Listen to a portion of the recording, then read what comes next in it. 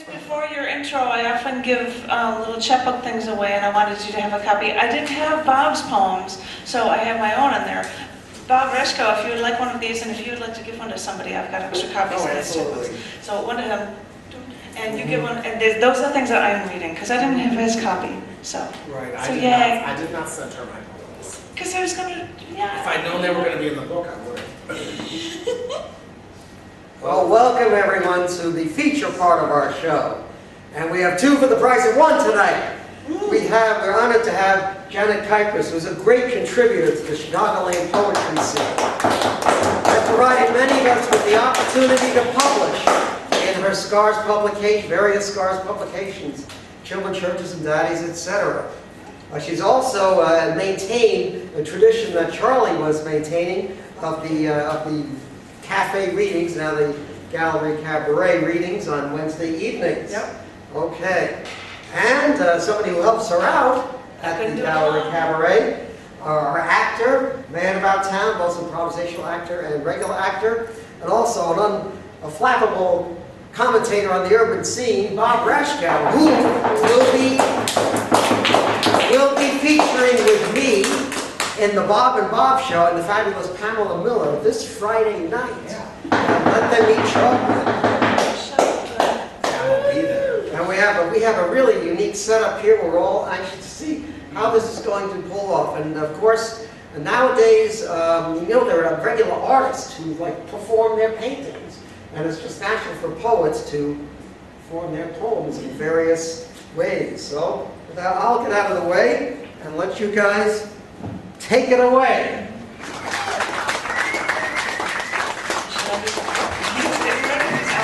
For people who do not know, I usually in the features I will introduce periodic table poems, and that is why, instead of saying the titles, he's going to let you know I'm reading.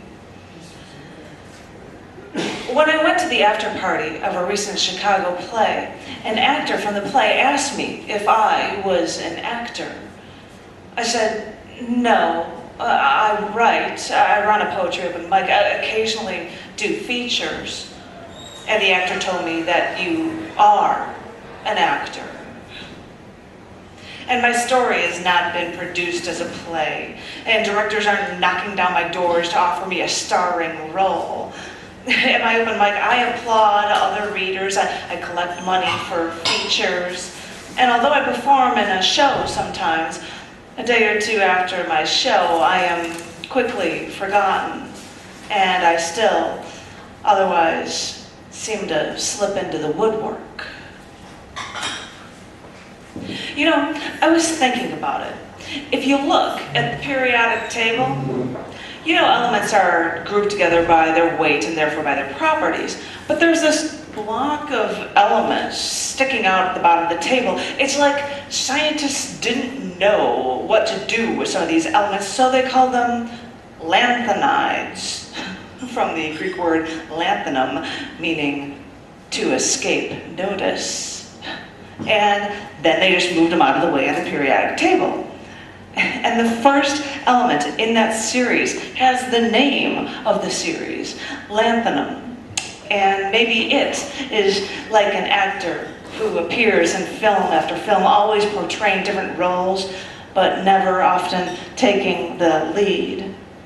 Lanthanums joined with metal elements to make them stronger, because even when added to lenses or to the accuracy of radiocarbon dating, everything is sharper, stronger, and more accurate. Lanthanum's supporting role makes everything stand proudly in the limelight.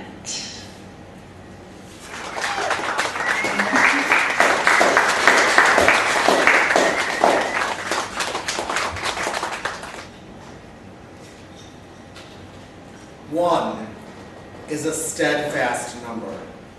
It begs for pity, spitting islands of blood into the solid concrete walks. Today is a pink day. Time to drop what I'm concealing and hurl myself into the whirlwind, risking scorn, derision, and jinx. Rush hurly-burly into the hustle-bustle of the city-witty with the red glitter.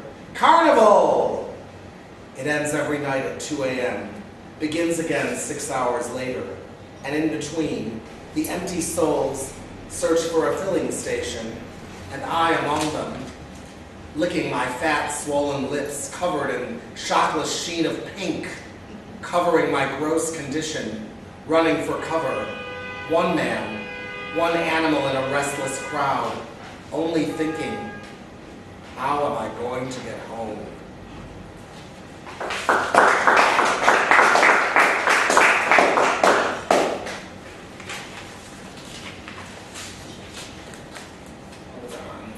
Oh, he's like, I've got to find the title first.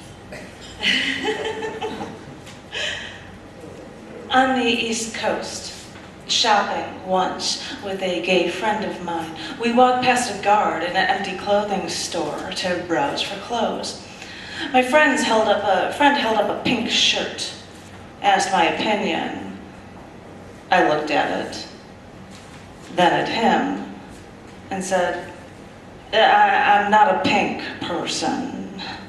And we both turned to the clothing racks. I walked over to a farther rack and pulled out this goth girl's color of choice, held up a black shirt, asking for his opinion. And since he was farther away, he responded loud enough to confuse the large African-American guard when he said, I'm not a black person. And I don't care if pink is the largest ad campaign for a national lingerie company. And okay, the pink ribbon is an honor to my mom and breast cancer research. But I've never had a love of the color until I heard of metals glowing in a brilliant pink luminescence. Because in the science of spectroscopy, analyzing light from chemicals originally through a prism, scientists discovered stunning pink crystals that glittered alluringly and that would glow even more brilliantly under fluorescent lights. You see, that has to be the element erbium. And any erbium compounds are invariably a faint pink, and wait a minute, why am I going on about erbium and its very distinct pinkness? Well, there were some spectrographic bands in the infrared part of the spectrum of erbium, and these allow erbium to not scatter light or data in optical fibers, the kind for all phone calls or internet data transfers. Optical fibers are gossamer thin threads of glass, and they are a rare optical perfection that needs just the right element to carry our voices or carry all data without losing it to the atmosphere. And if that element has to be pink, then I guess erbium can give me another reason to like that color pink too.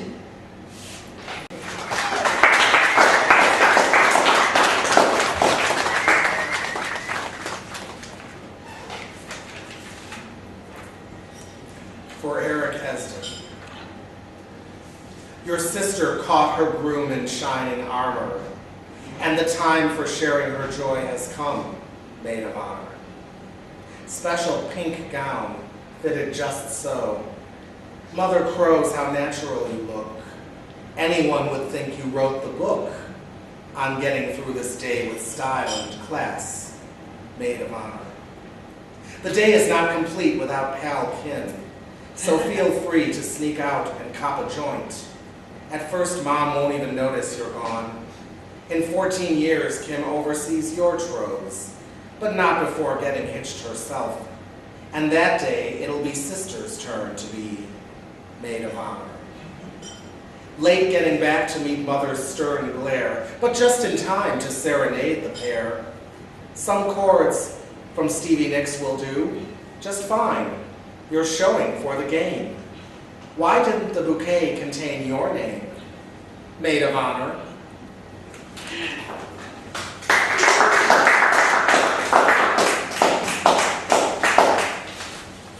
I lost my proper thank you thing because you need a thank you line. I need to put that up for us. Yep, you've got it. Thank you. He's like, now I gotta find it. And when I get that engagement ring, I'm sorry, I don't want zirconium. I want a diamond. I want something stronger. Even the band. I mean, everyone wants gold, but you know, platinum is stronger. Or even tungsten, which has a cool goth sound to it. Wait a minute. What's the strongest element that's actually out there? Iridium. Hey, that's the stuff that was used in the asteroid that killed all the dinosaurs. Because that stuff's so strong that it's brittle and it can't even be bent into a wedding band. Well, I still want the biggest, strongest ring on my finger because I want everyone to know that I'm going to be the bride. Because I've really had my heart set on this one amazing man, Ernest. Isn't that the coolest name, Ernest? I mean, I'm being earnest with you. That's his name, and it sounds so cool. You see, he's from the Rutherford family, and I am so taken with him. Oh, and get this, he was born in New Zealand, and he now lives in the UK. I mean, this man knows the entire world, and I think I am just going to melt. But the thing is, whenever he's around, he's only around for fleeting moments. He mixes with friends, and his isotopes are only around for as long as an hour, but sometimes they're only around for 10 minutes, or sometimes just a minute or two. So I never get the chance to be with him long enough to tell him how I feel. My friends tell me not to bother because his radioactive personality that I am so drawn to means that if I get too close, he might be trouble for me. Well, I may not be the smartest girl if he's such a strong and intelligent man, but I've been doing all the research I can about him. And when it comes to research, I want to work with him, and I want to learn. I only hope he'll let me.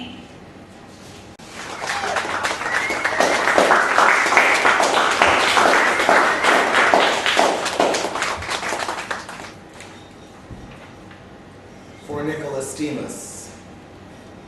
He orders me to die. Not today, I cry, and pass the wretched curse on to another's eye. Later we play a game. It's never quite the same. Rattler sweeps aside. It's now his turn to ride. What makes me hold back from climbing on the track? Snakes bitten everyone. Why won't I join this fun? Frightened of poison's sneer, I'll settle for buying him a beer. But once we're inside the place, I don't see Rattler's face. He opted not to join. I can feel it in my groin. Desperate longing, desperate pain, I've blown my chance again.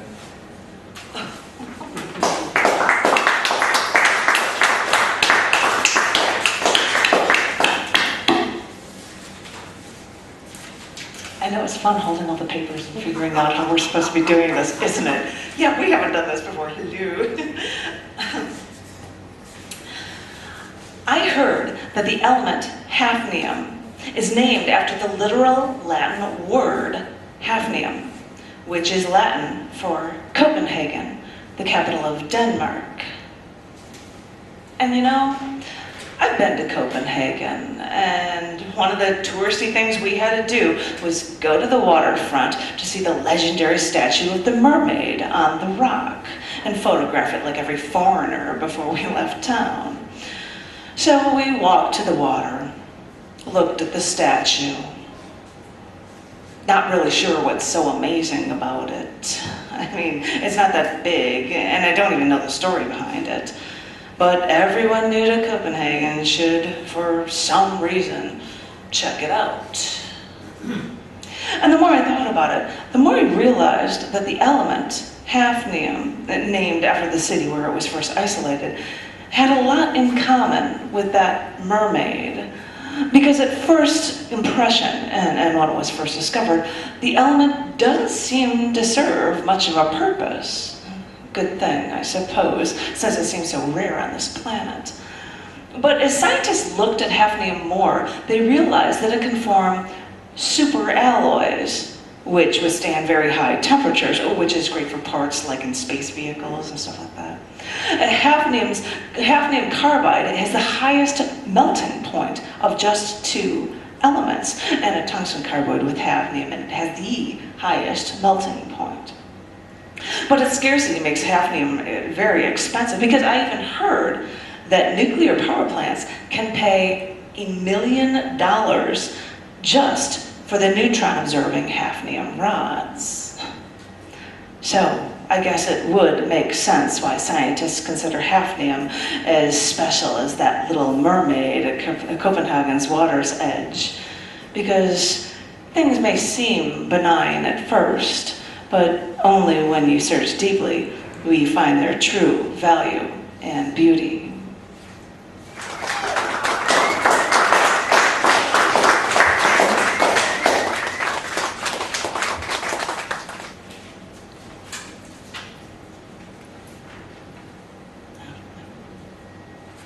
This is a song from Under the Floorboards. This is a song from Where the Wall is Cracked, magazine 1980.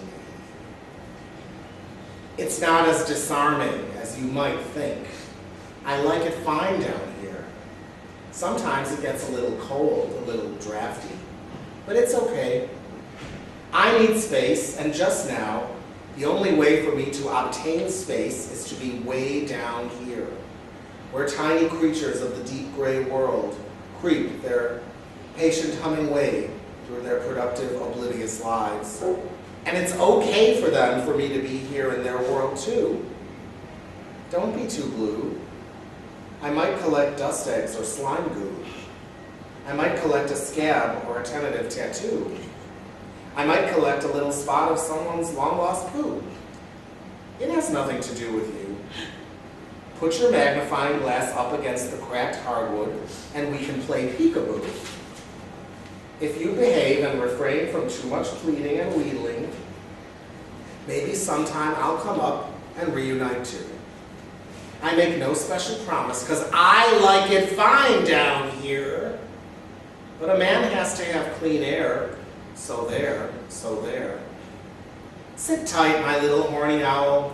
Sit tightly in your kitchen chair. One day when your cupboard's bare and the moon refuses to appear, find me treading up the stair, and be ye of comfort.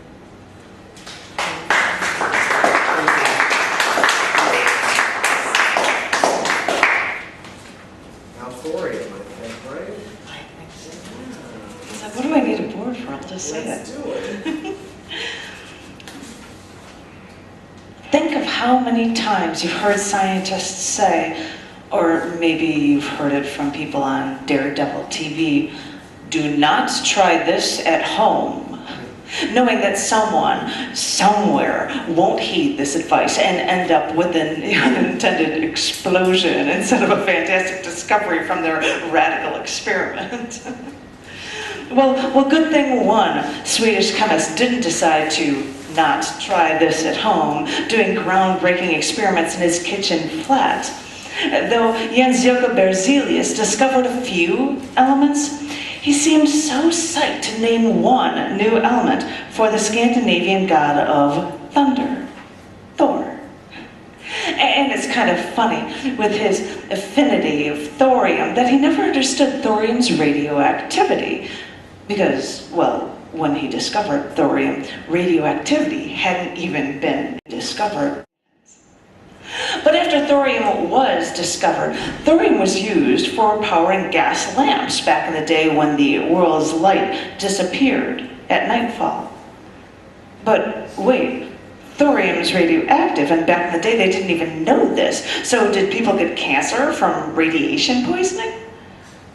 Well, maybe, if there was enough thorium in those gas lamps, and maybe if that thorium wasn't stopped from getting to humans by the glass surrounding the lamps. Because only if you'd eat thorium, and maybe only the supernatural god Thor would eat thorium, maybe if you only ate it, only then might it make you sick.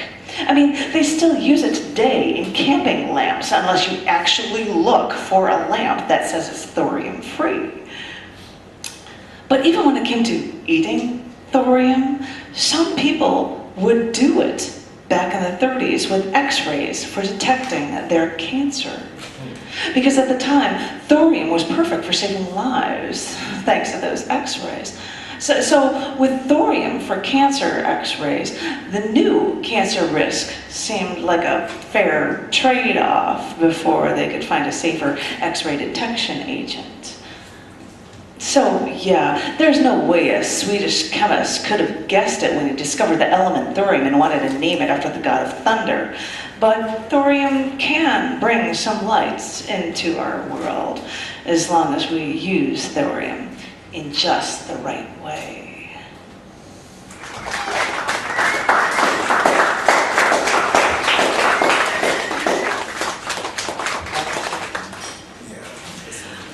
Oh, especially for thunder. It's an experiment. Is it good? This is for Thor, who used to, I don't know, who used You to, can tell me. they used to host on Tuesday nights when my improv team performed once a month.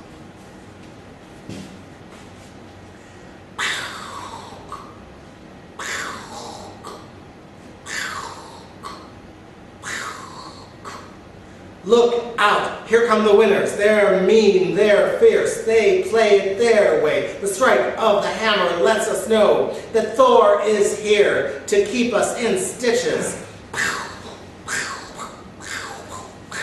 There's Zach and Darren, Andy and Jake, Rusty and Nipper too. Clap, clap.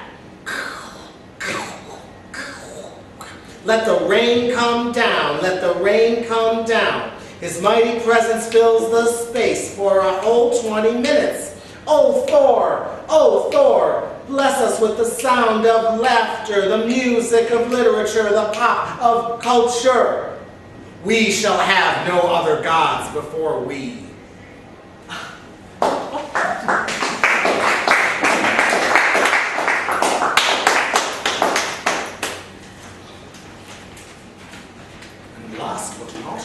Is this the last one? I was just about to ask you that. Yeah. I was thinking he might do another one. He might. Okay. Well, this one is right next to thorium on the table, and that's why I'm doing this one. Wanted to talk about PA, element 91, but gotta keep this brief, because the first people who discovered an isotope of element 91 found it had an insanely short half-life, so they wanted to name it brevium. But then again, after a German scientist found another isotope with a much longer half-life, they figured that maybe they'd try proto-actinium, because this element was a progenitor of element 89, actinium, because when element 91 decays, it loses an alpha particle, and actinium 89, element 89, is created. But proto-actinium? That still seems a little long. Maybe we can remember the brevity of that one isotope's short half-life and call it protactinium instead. But really, this stuff's radioactive and highly toxic, and no one can find a single use for this element other than maybe scientific research. But right now, they've discovered that measuring the ratios of protactinium and thorium isotopes in ocean sediments, they can reconstruct the movements of bodies of North Atlantic water during the melting of the last ice age. Kinda cool. But an ice age can take millions of years, hardly brief, like the first isotope discovered of protactinium. But who knows? Maybe if protactinium is good for us, only good to us humans for scientific research, maybe we'll start to learn some cool stuff about the Earth's past, and maybe the Earth's future, thanks to a brief little element we otherwise have no use for.